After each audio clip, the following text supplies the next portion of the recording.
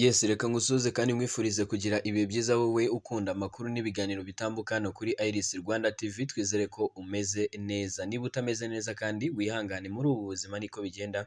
Uyu munsi biranga ariko ejo biba bizakunda. Njye nitwa Jean Bosco Kabayisenga, nkuzaniye amakuru agezweho, by'umwihariko amakuru uba utasanga ahandi. Mu yo tugiye kugarukaho ni uko urwego rw'igihugu rw'ubugenzacyaha RIB rwataye muri yombi umudepite wari ukomeye cyane arazira ibyaha nabyo bikomeye cyane. Ni umudepite rwose uzwi ku izina rya Barikana. Uyu nguyu akaba azira gutunga intwaro mu buryo bunyuranyije n'amategeko. Monshezami, urwego rw'ubugenzacyaha RIB rwafunze Barikana Eugene wari umudepite mu nteko ishinga amategeko y'u Rwanda, aho uyu mugabo akurikiranyweho gutunga intwaro mu buryo bunyuranyije n'amategeko. Ndaza kukubwira ibyo uyu mugabo nawe yatangaje kuri izi ntwaro, dore ko yabwiye RIB ati rwose muramenye ntimubyibeshyeho, ati yego intwaro nari nzifite ariko nyine gutya na gutya. Ndaza kubikubwira ku buryo burambuye. Uyu mugabo rwose yabivuye imuzi n'umuzingo, arabyitakana aravuga ati muramenye. Gusa nyine nk'uko byatangajwe n'urwego rw'igihugu rw'ubugenzacyaha RIB, rwamaze kuba rumuta muri yombi. Turaza kwifashisha inyandiko y'igihe maze tukubwire uko rwose uyu mugabo ashobora guhanwa, ibihano ashobora gufatirwa, amafaranga ashobora kwishyura n'ibindi byinshi bitandukanye. Nyemerera mbanze ngusabe gukora subscribe niba utari wayikora, ariko kandi niba waranayikoze wibuke gufungura notification kugira ngo ujye uba uwa mbere ubonye amakuru n'ibiganiro byose bitambuka hano kuri Iris Rwanda TV, dore ko tubana nawe mu biganiro bitandukanye birimo iby'imyidagaduro, amakuru aba ari kugenda acicikana, inkuru z'urukundo, ama interview atandukanye n'abasitari batandukanye, byose tubikugezaho gatanu kuri gatanu. Icyo usabwa rero nta kintu usibye kuba warafunguye amamenyesha yawe kugira ngo ibyo tuba twateguye byose ujye uba uwa mbere wo kubibona. Njye nitwa Jean Bosco Kabayisenga, nabikubwiye nkwaye ikaze ku buryo burambuye, aho urwego rw'ubugenzacyaha RIB rwafunze Barikana Eugene wari umudepite mu nteko ishinga amategeko y'u Rwanda, aho uyu mugabo akurikiranyweho gutunga intwaro mu buryo bunyuranyije n'amategeko. Ubwo yabazwaga kuri uku gutunga intwaro, uyu mugabo wari wamaze kwegura ku mwanya w'ugize inteko ishinga amategeko, umutwe w'abadepite, yahise avuga ko yazitunze akibana n'abasirikare ariko akibagirwa kuzisubiza. Kugeza ubu Depite Barikana afungiye kuri sitasiyo ya RIB ya Remera mu gihe iperereza rikomeje ngo hagaragazwe uburyo yazibonyemo n'impamvu yari azitunze atabyemerewe n'amategeko. RIB yatangaje ko yibutsa abaturarwanda ko gutunga intwaro bifite amategeko abigenga, ko kandi unyuranyije nayo uwo ari we wese aba akoze icyaha ndetse akurikiranwa nk'uko amategeko ahana mu Rwanda abiteganya. Depite Barikana yabaye umudepite kuva muri 2013, mbere yaho akaba yari umuyobozi mu biro bya minisitiri w'intebe hagati ya 2010 ndetse na 2013. Kuva muri 2003 kugera muri 2013 uyu mugabo yari umunyamabanga uhoraho muri minisiteri y'ubutegetsi bw'igihugu mu gihe yari prefe wa prefecture ya Kibungo hagati y'1899 ndetse n'ibihumbi 2001. Gutunga imbunda ubundi mu Rwanda bisaba iki?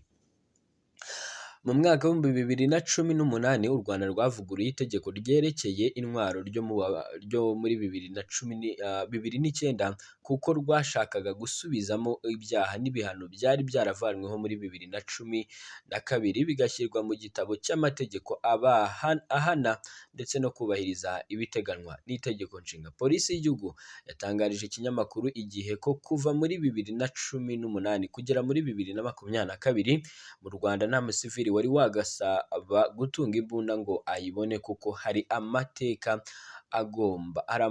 agomba kujyaho kandi atari yajyaho. Amwe muri ayo harimo itegeko rigena igiciro cy'amafaranga yakwa ushaka gutunga imbunda, irigena uburyo umuntu yabona imbunda n'aho yayikura, irigena amahugurwa yo kuyikoresha n'umubare w'amasasu atangwa kuwemerewe gutunga izo mbunda. Muri 2022 umuvugizi wungirije wa polisi y'u Rwanda yavuze ko nta musivili utunze imbunda mu Rwanda kuko n'abari bazifite bari barazihawe hagendewe ku itegeko rya 2009 ariko bakaba bari basabwe kuzisubiza ubwo hari hagiye kuvugururwa itegeko. Icyo gihe yagize ati kera barabikoraga ariko kuko itegeko ryavuyeho barazisubije kugira ngo bategereze ibyo itegeko rishya rigena.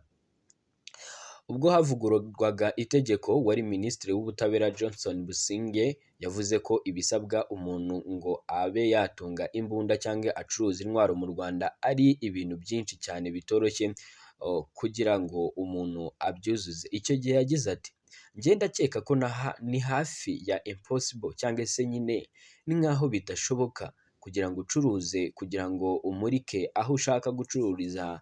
N'iteka rya perezida rivuga ko uko bigomba gukorwa, ariko ku ruhande rwanjye nuko itegeko rihari bisa nk'aho bidashoboka.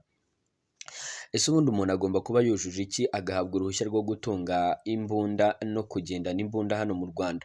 Gutunga imbunda ku buryo ubwo ari bwo bwose uretse izigenewe ingabo z'u Rwanda, polisi y'u Rwanda n'izindi nzego zibyemerewe n'amategeko bigomba uruhushya rwanditswe rutangwa n'ubuyobozi bukuru bwa polisi y'u Rwanda. Kugendana imbunda uretse izigenewe ingabo z'u Rwanda, polisi y'u Rwanda n'izindi nzego zibyemererwa n'amategeko bitangirwa uruhushya rwanditswe rutangwa nyine n'ubuyobozi bukuru bwa polisi y'u Rwanda. Itegeko ryemerera uruhushya rwo gutunga no kugendana imbunda umuntu aba yujuje ibi bikurikira. Icya mbere, umuntu agomba kuba yarasinyanye amasezerano na polisi y'u Rwanda yemeza ko aramutse ahawe imbunda, amasasu yazo n'ibindi bijyana nabyo atazabikoresha mu buryo bunyuranyije n'amategeko. Icya kabiri, abagenzi bafite icyemezo cya leta y'igihugu cyabo cy'uko imbunda, amasasu n'ibindi bijyana nabyo bigenewe gukoreshwa nabo ubwabo gusa. Ibigo by'abikorera bishinzwe gucunga umutekano. Icyo ni icya gatatu.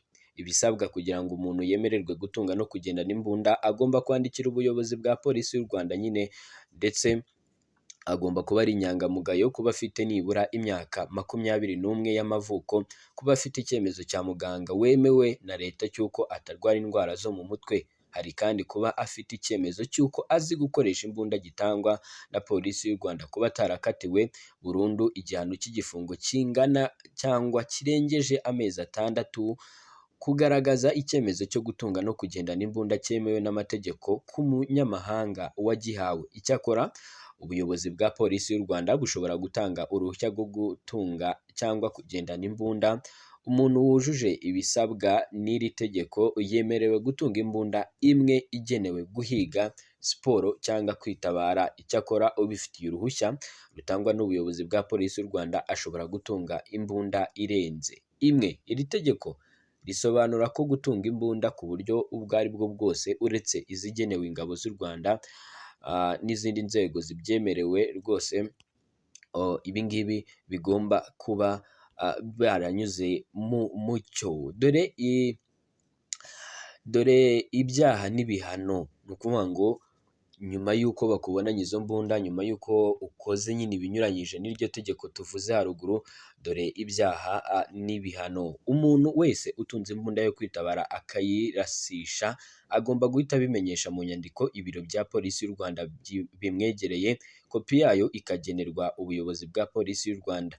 Utunze imbunda yo guhiga cyangwa iya siporo atanga raporo y'imikoreshereze yayo ku buyobozi buvugwa mu gika cya mbere cy'iyo ngingo mu gihe cy'amezi 6. Umuntu wese wandarika cyangwa uta intwaro aba akoze icyaha. Iyo abihamijwe n'urukiko ahanishwa igifungo kitari munsi y'amezi 3 ariko kitageze ku mezi 6 n'ihazabu y'amafaranga y'u Rwanda atari munsi y'ibihumbi 300 ariko atarenze ibihumbi 500 cyangwa kimwe gusa muri ibyo bihano. Umuntu wese utiza, ukodesha, ugwatiriza cyangwa utanga intwaro aba akoze icyaha. Iyo abihamijwe n'urukiko ahanishwa igifungo kitari munsi y'umwaka umwe ariko kitarenze imyaka 2 n'ihazabu y'amafaranga y'u Rwanda atari munsi ya miliyoni y'u Rwanda atari munsi ya miliyoni y'u Rwanda nyine, ariko atarenze miliyoni ebyiri. Umuntu wese ukora kimwe muri ibi bikorwa bikurikira: gukora cyangwa gutunga intwaro zitemewe, kwinjiza cyangwa kubika intwaro zitemewe, gucuruza cyangwa gukwirakwiza intwaro zitemewe, gukoresha intwaro zitemewe, aba akoze icyaha. Iyo abihamijwe ahanishwa igifungo kitari munsi y'imyaka 20 ariko kitarenze imyaka 25 n'ihazabu y'amafaranga miliyoni 7 cyangwa se atarenze miliyoni 10 z'amafaranga y'u Rwanda. Ni byinshi rero, ariko nyine muri make uyu depite akaba yamaze kuba ashyikirizwa cyangwa se afatwa n'inzego zibishinzwe, ndavuga urwego rw'igihugu rw'ubugenzacyaha RIB. Aracyakurikiranwa, nta cyaha na kimwe mu byo twasomye haruguru cyari cyamuhama, dore ko we avuga ko atarazi ko azitunze, yazitunze akibana n'abasirikare bagenzi be, ngo baza kuzimusigira ariko ntiyamenya ko zasigaye. Njye nitwa Jean Bosco Abayisenga, iyi ni Iris Rwanda TV. Nyemerera ngushimire ko tubana nawe umunsi ku munsi. Warakoze subscribe niba utarayikora, yikande maze ukore like, share na comment, tujye tubana umunsi ku munsi. Ndagushimiye cyane.